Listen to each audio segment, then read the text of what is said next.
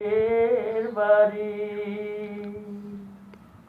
বিয়া দিছে মোহ খটক ধরে রে বেশিয়া খাইছে মোহ সিঙ্গি মাহারি গায়ে নায়ারে যাবার সাং মোহই বাপের বাড়ি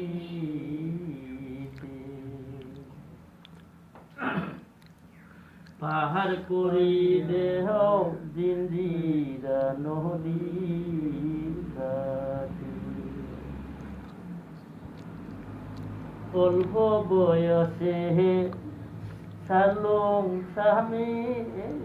মেল আছে জানতে